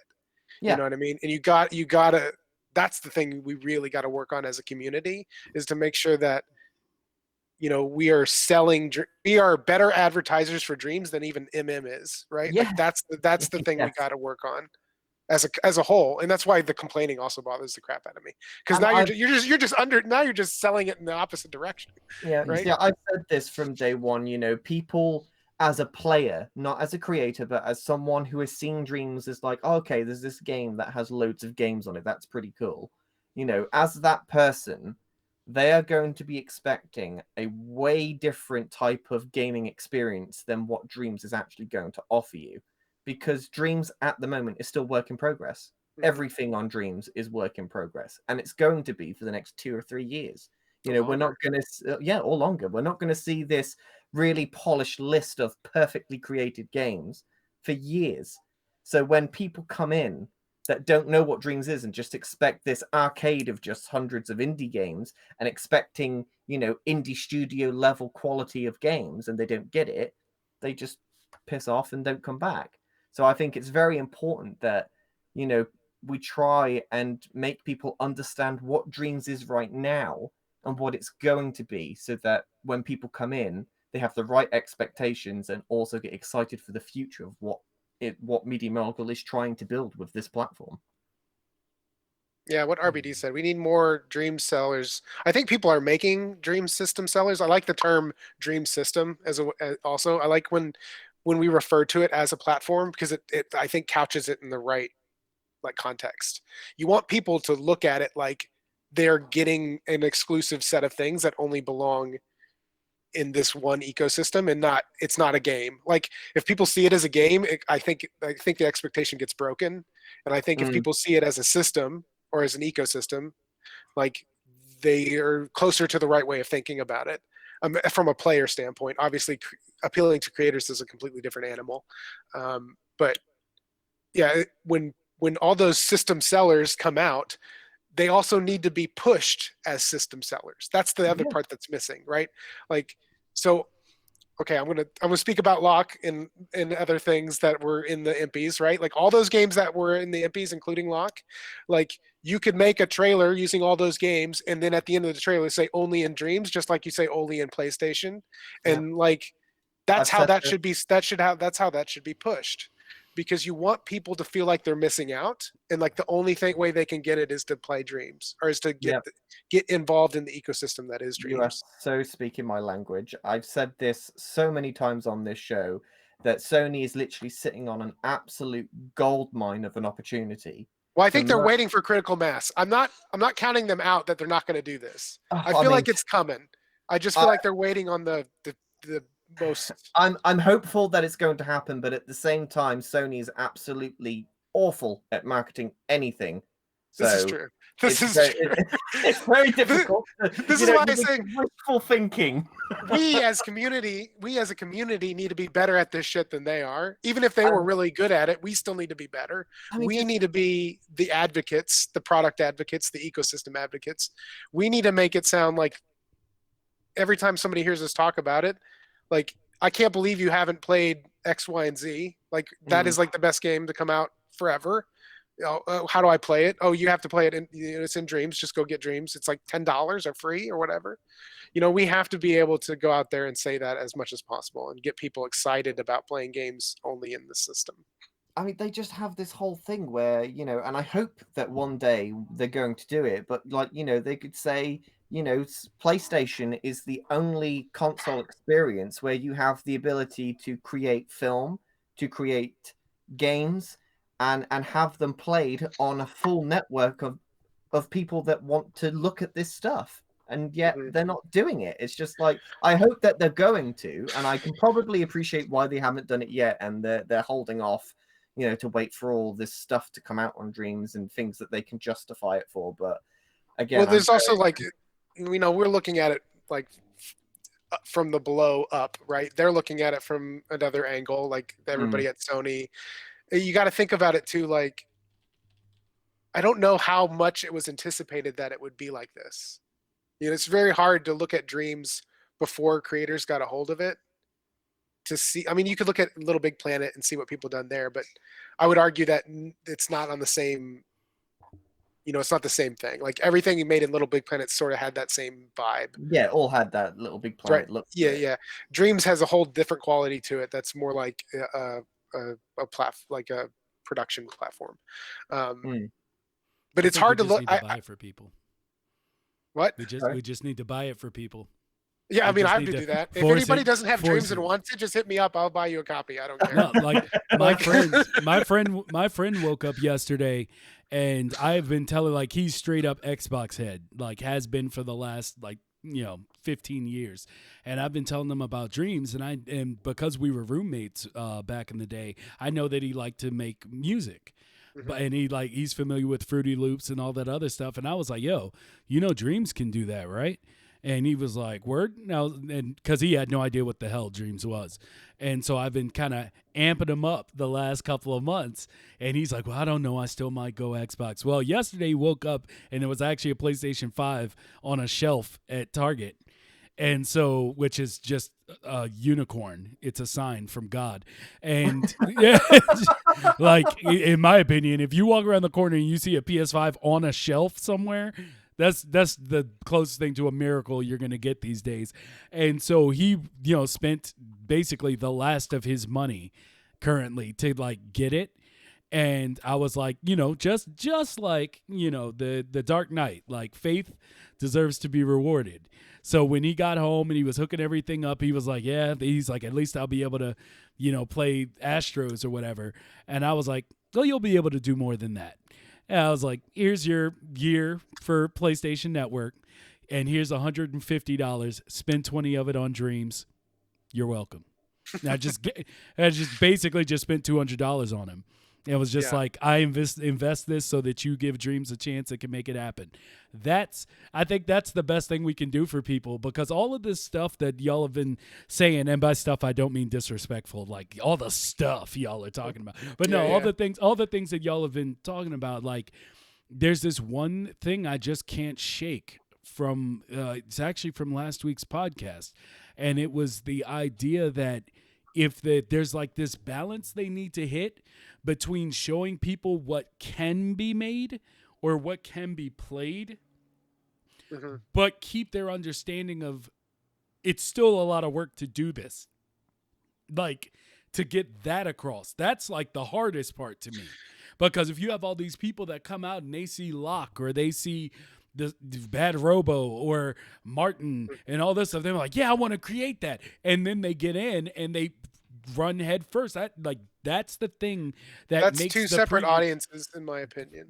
See, I don't think it is, because that creates the person who thinks that it's going to be easy for them to do something. And then they run in, they're like, wait, I can't do that. Wait, why doesn't it have that? And it creates that person because it's like they don't know. I mean, if you speak to anyone with, a brain, it's like, of course it's hard to make a game. Like, of course it's hard work. Of course you need to work on learning some things. But a lot of people don't have that common line of thought that comes through, and they run into that brick wall of, well, I could make something like Bad Robo, but can I really? And so I think there's a balance of getting more players in and also like setting up a realistic understanding that you have to work towards getting to that higher tier. Because I mean, most of the people I see quit or that you talk about grandstanding in Twitter, these are the same people, or on Reddit, or on, like, they all seem to have that same underlying thing where it's like, I got dreams, I'm ready to create. Holy crap! I did not think it was going to be this hard. And then the complaining starts. So it's like the same group to me, and one action or the imbalance creates those people. I think that is a fundamental issue that Dreams has, is that like you have to have some way to market to players who just want to play games. Like, that has to be a segment of your market, and then you have to have the other segment is creators, and you have to market to them specifically to avoid what you're talking about. Like, but those are two very different people, and there is obviously there's some overlap. I mean, there has to be, but I think the group we need from a marketing standpoint, that seems like a nightmare. Like, I do not understand how you solve that problem efficiently. Like, you can do like a lot of the suggestions in chat are good for targeting to players. Is like, maybe on the state of play, like Keld said this, maybe on the state of play, you just show Dreams games and you don't even say they're Dreams games. You just say the name of the game, and then you get people interested in that game. Right, and then they have to then they realize that it's on Dreams and on PlayStation, right?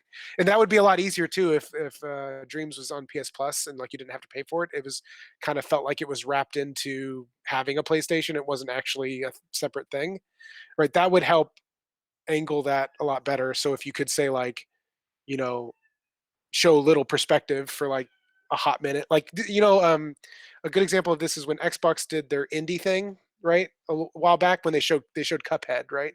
They just showed a bunch of indie games, and then like Cuphead was the one that everybody latched onto just because it was visual, right? You never know which one of it's going to be, but if you showed a bunch of those together and you just said that's on Xbox, that's all they did, and that made so many people excited, right?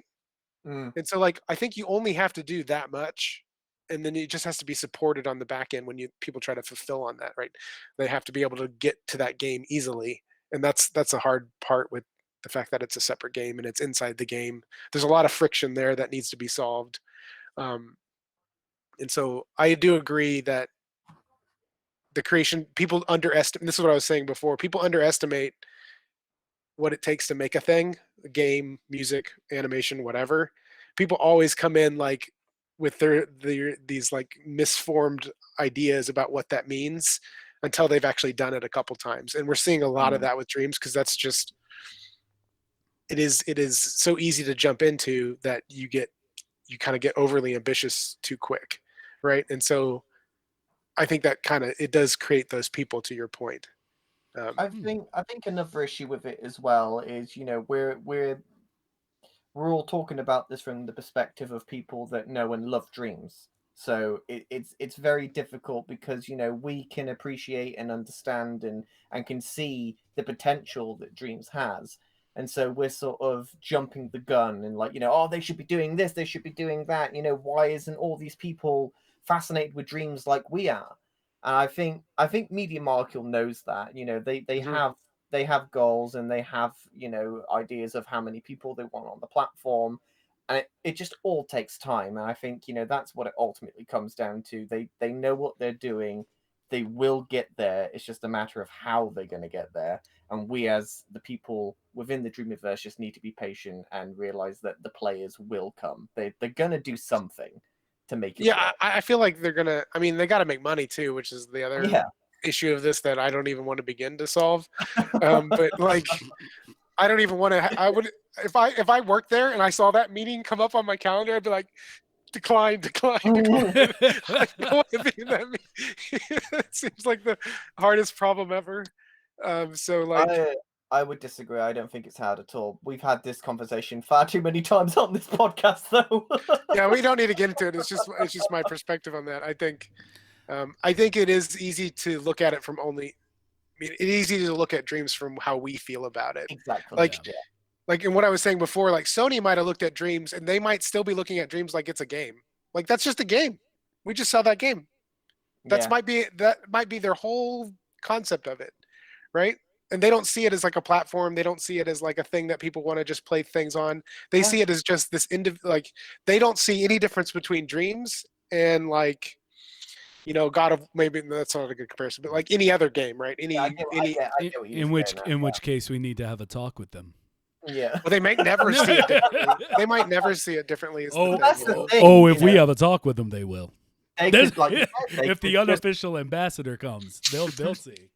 Yeah. They could just see it like that, though. It is possible that they just see Media Molecule as these wacky people they throw money at to keep them happy and just bring in something different to their platform, or they could see them as a revolutionary studio that's going to bring them thousands and thousands of indie developers directly to their first-party world for pretty much nothing. So it's really weird to see that it could go either way, because with Sony, you just don't know. You just don't with Sony. It's a big corporation with lots of moving parts. It's hard to. It's set up in a way to make the wrong decision. Yeah. On a side note, has anybody seen what Kareem has been up to? He's been quiet lately. He's been very quiet for quite some time now. I've been wondering, because I'm not seeing him on anything. Like the Kareem streams were cool, back in the beginning, and it just seems like I haven't seen him or even like seen interview like that last big interview he did that circulated around Twitter. Like that was like the last time I think I've seen him mentioned outside of like us bringing him up. So he posted. He was on the Impy's thing, wasn't he? I thought he was on like the pre-show for the Impy's. Yeah, he was on the pre-show. But what is he like? Do we know what he's doing? Because I personally think, and I think it was Alpha who brought it up in chat a while ago. I can't find the message now, but saying that they need to make a AAA game within Dreams, just something that they like. I mean, us too, of course. Like we can always strive for it, but they could also kind of, create that thing that's like, this is doable in Dreams, and make a purely like AAA experience, even if indie and like short. And, I think that being marketed and then use that to kick into the things that the community has created.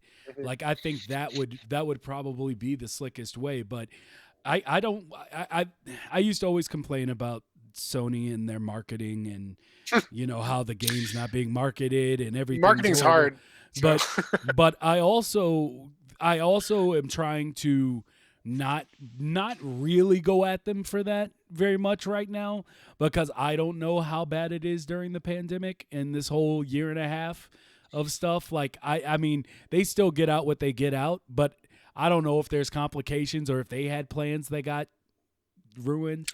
I'm sure all those things are true. Yeah. So it's just like I try to not go as hard as I would have have done earlier in the like first season of this show, because it's just I don't know how it affects them. Yeah, they got tons of money, but that doesn't make marketing any easier I would say for them, I guess. So I just think Sony just needs a whole new marketing team. Basically, I just think they're not very good at marketing at all, unless it's like Spider-Man. They don't really have a budget for anything. After I just said that, you're trying to spark me up. Just stop. I'm trying to be understanding. Like, did you see the marketing campaign for Spider-Man PS4 though? It was insane.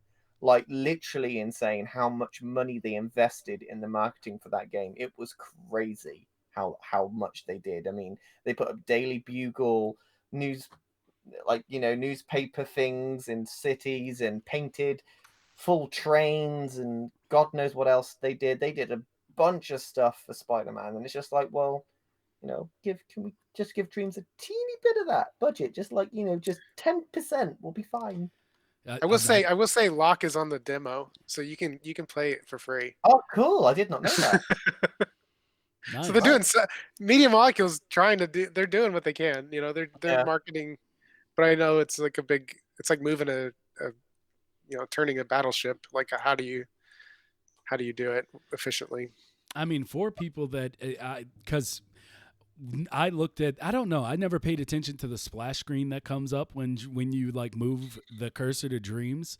Mm-hmm. But like, just seeing some of the creators that I've spoken with, seeing their creations on that splash screen, I'm like, how special that must feel. Like, them, like when you go to that screen and you see like Bivson's green guy and Bo, and it's like he's still young, like really young compared to me, and it's just like, I can only imagine how awesome that must feel to like have that on like everyone who has a PlayStation and this game, when they see that splash screen, they see your art. That's awesome. Yeah, that's awesome. Yeah, I mean, to try to steer this in like a good direction, like I think without a doubt, like everybody who's invested in the Dreams community has easily got their money's worth from what's there, and like, I have no complaints. Obviously, I don't even feel like I have the right to complain about anything, but I really do think, even if like Dreams was to go away tomorrow, let's say, I feel like it's already been a success, right? From a creative standpoint, from an enjoyment standpoint, from a community standpoint, from just meeting new people, like all the things that we really want as people, and all the things that we really care about. Like, it's nice if it was successful and we got huge, and like you could make something from it. All that's great, but like from a personal standpoint, being happy and being fulfilled, like for me, Dreams has delivered on that, like unquestionably, right? I've never been happier about something I've made, and I've never felt more fulfilled by making something than making something with Dreams. And I feel like that's a special experience that can never be taken away from me. So like I said, if Dreams was to go away tomorrow, like I would still feel very happy about the experience. Yeah. I agree. I mean, it's just, honestly, it's just the best community I've ever been a part of in gaming. And it's the only one I've ever been a part of, because none of it's ever seemed worth it. Yeah, I mean, so far, I'm sure it's going to happen immediately when I say this, but nobody said anything about my mom. No one's taking guesses at the occupation of my father, or claim to be my father, or just all the things that you normally get from a lot of communities, like the dark sides of it. I haven't experienced here, and as always, I'm blown away. Like every interaction. That's literally what makes Dreams what it is the community behind it. It just wouldn't be the same. It wouldn't be Dreams without how, the people that we have on this platform make it what it is. I wouldn't try so hard. No, like honestly, like I mean, I have the things, but it's the difference between where I started and where I am now as far as my personal journey through dreams. Whereas when I started it, I was like, I got to make this short film. I didn't look at people's names. I didn't look at other people's creations. I didn't see what anybody else was making or what games were on the market. I didn't look at anything. It was just zero in. Like, I need to do this. And now, like, it's completely different. Now it's something that I feel more, it's more inclusive than I was when I first came into it. And it's because I had shut down due to my history of gaming and what it's like to, you know, put yourself out there in other games that don't have as nice and as helpful of a community. I would say the close second, and it's well, I would say it's second. I don't know if it's as close, but it's better than, you know, like COD. It's like Monster Hunter World. It's a game I had never played. Like, I didn't play any of them except Monster Hunter World. And when I went in, people were just like, yeah, I'll go try to tackle that with you. Yeah, we'll do this. Oh, we're laughing. And, you know, it was just, everybody was helpful. And it was like one of the first times other than Journey where I felt that was the case. So I'm not trying to, you know, I'm going to stop sobbing on y'all or giving y'all my sob story or anything, but I'm just as always, I like to show that I appreciate all of you, even the people I disagree with, which not you, Pixel. I'm not talking about you. I'm just saying you can disagree with me. That's fine. Yeah. But I'm saying even people that I see out in the Dreamiverse that I might disagree with, I want to talk to them. Like, it's not like oh, I need to give him a piece of my mind or tell them why they're so wrong. It's like, I wonder why they think that way. Maybe I should think that way. And I'll just I seek out people, which is something I don't do in my normal life. As far away as I can stay from people, that's perfect. Like I said, the pandemic, the lockdown, that was just normal life for me. Like, nothing really changed. But yeah, so just my, I guess, semi-obligatory, like, love you all. Thanks for coming through. I think it's interesting.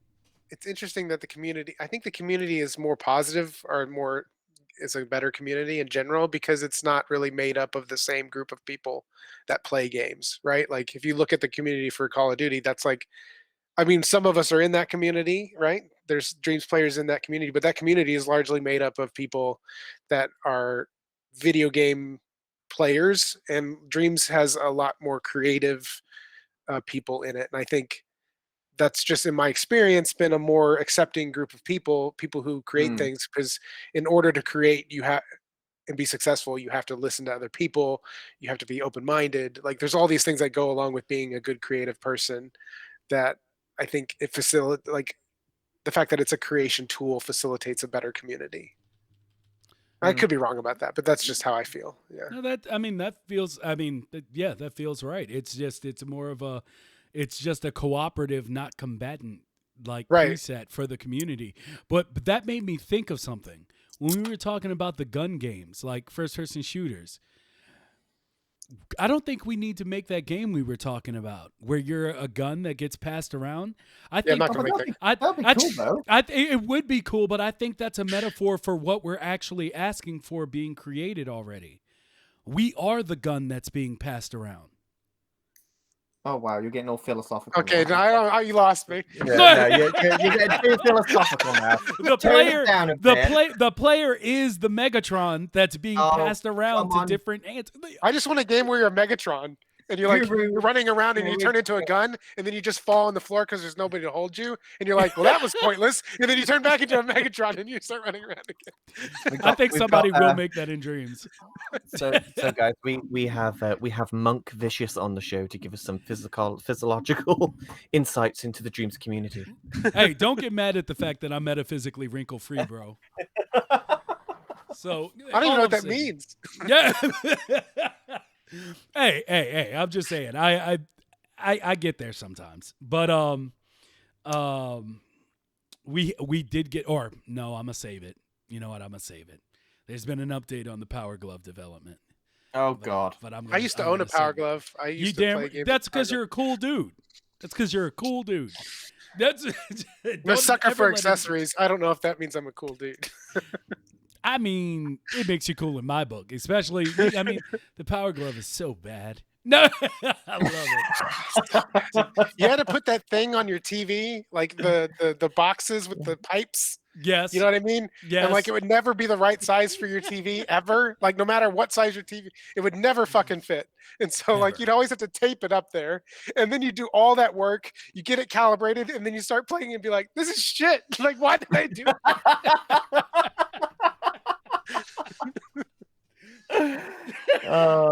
it reminds me of PSVR a little bit. I was just about to say it. That's what I was okay. just about to say. That's what the tracking on the PSVR is like. Okay, It's like, why did I bother? I'm glad you brought up the PSVR because I'm gonna tell you, I was a little. The only reason I pay attention to PSVR is because of Dreams. And I've been waiting for the new one because I'm like, there's no point in spending the money on the old one now because the new one's going to be out. Why did Sony put out that announcement of an announcement? The announcement of an announcement for PSVR 2. Like, this is the thing that makes me side with Jamie in the idea that they might not know what they're doing.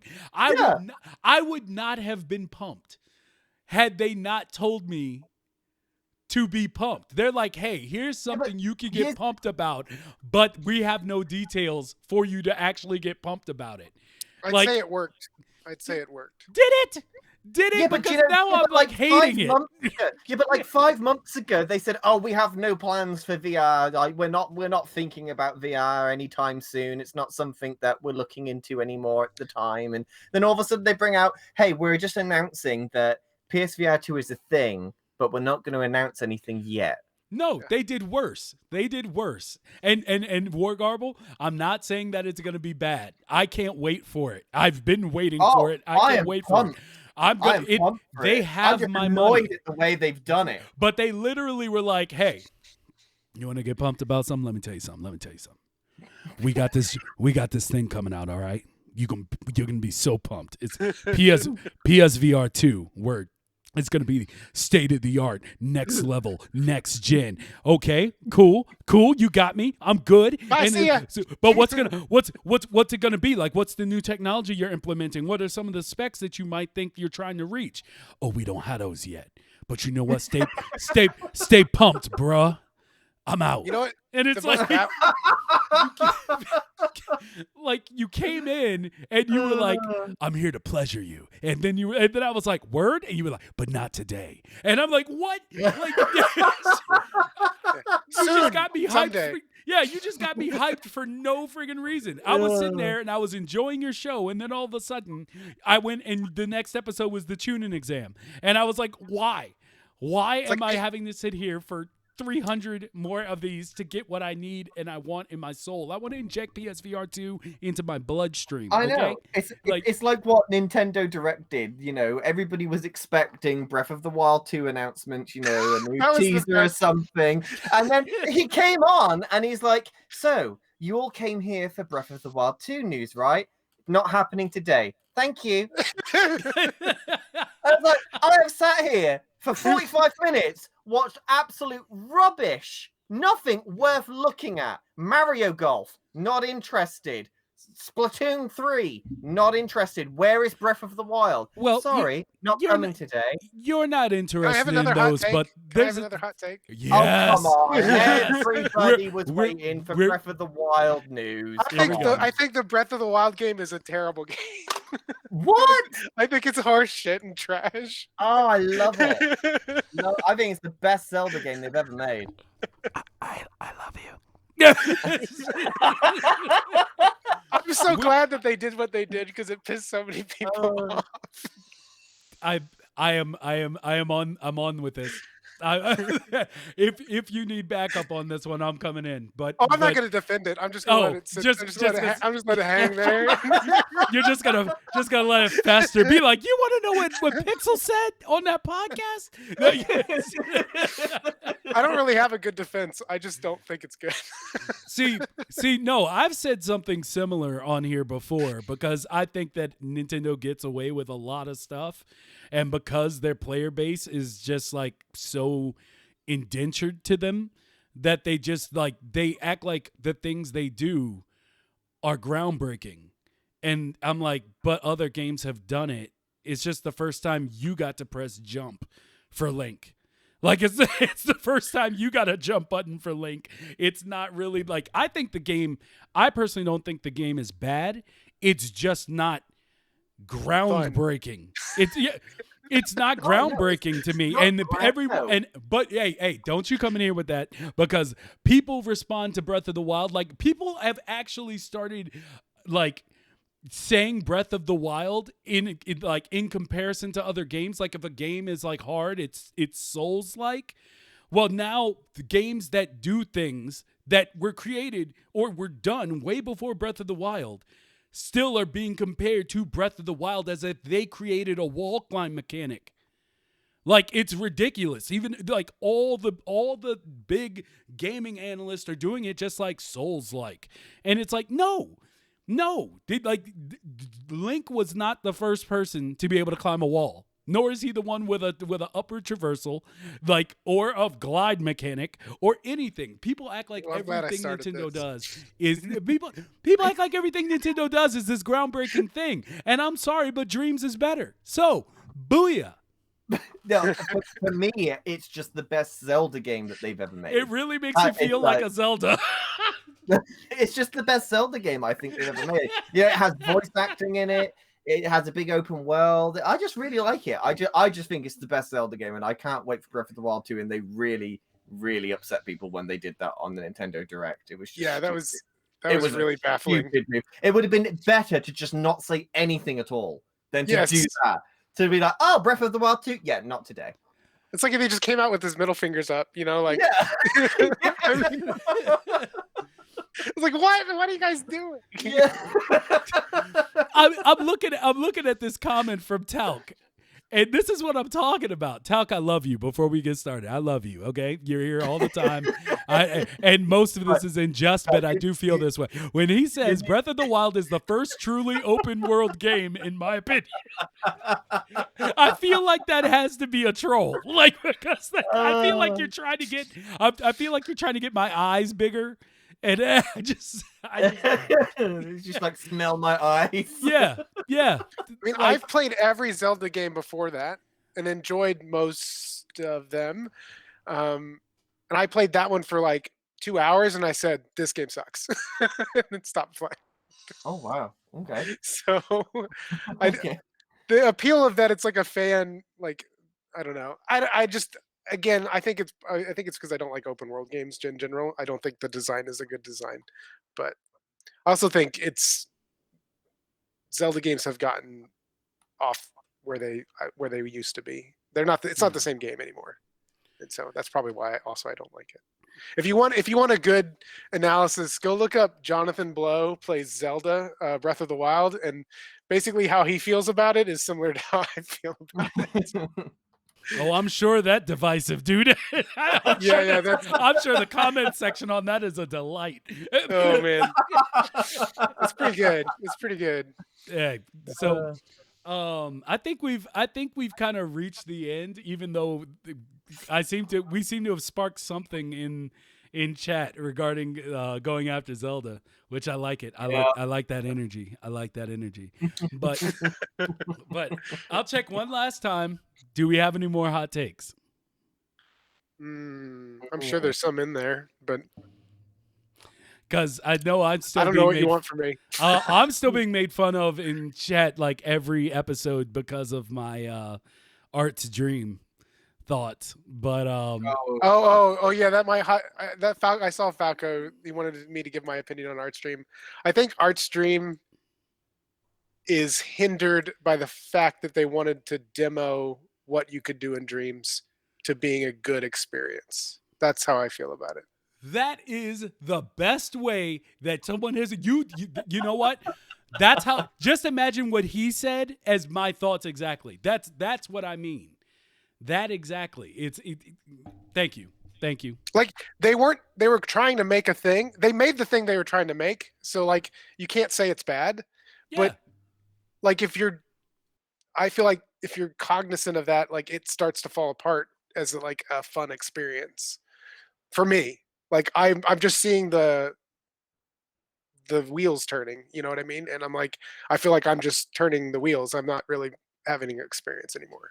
So like, I don't know how else to say. I don't want to say it's bad. I just didn't enjoy it.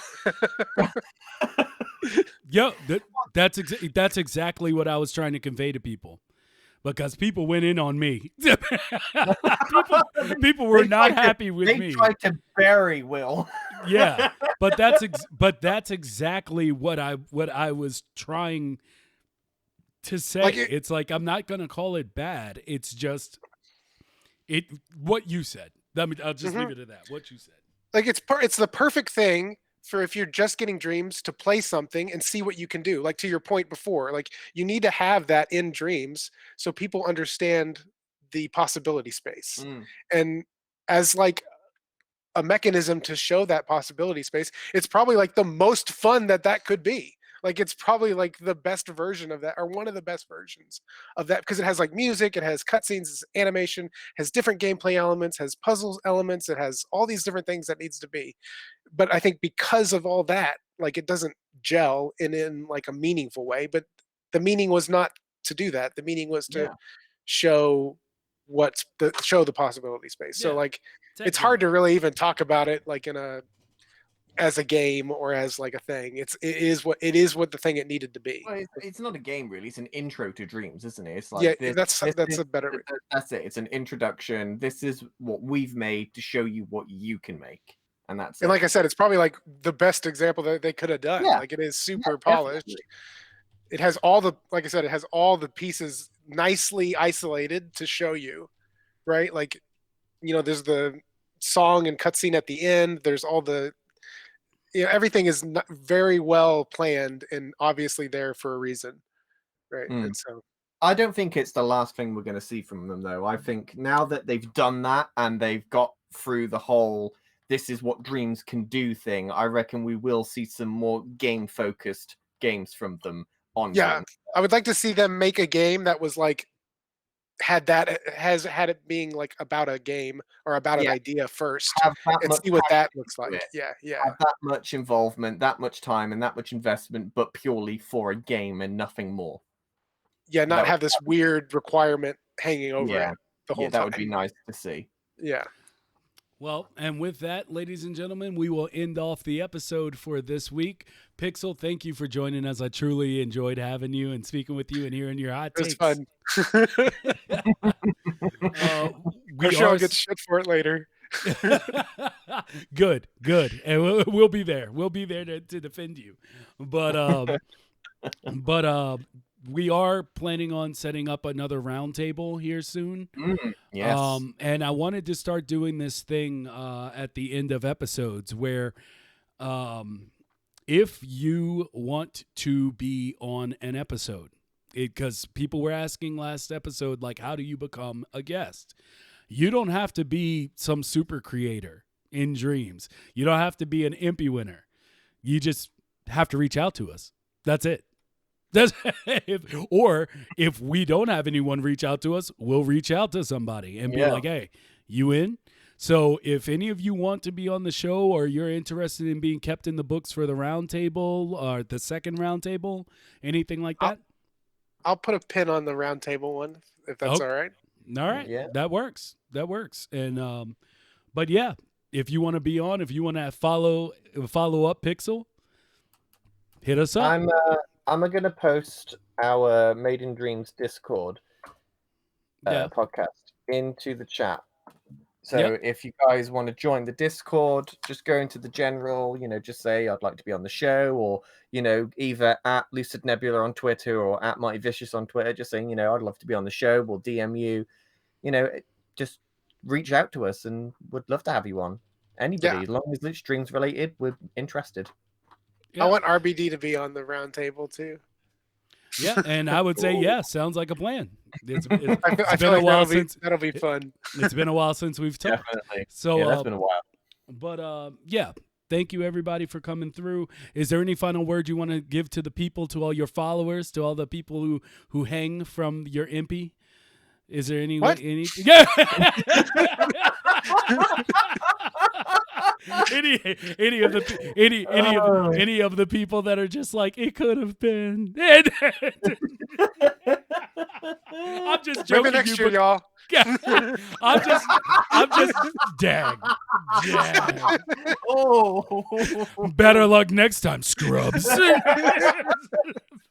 Hey, I'm one of them. So the point is, as always, we're just joking because, like I said, totally joking. Yeah, just totally joking. The whole Dreams community is beautiful. So, we will see you guys next week, same time, and remember, click that Discord link if you want to come on the show, and we'll set up something. Catch y'all later. see you later. Peace.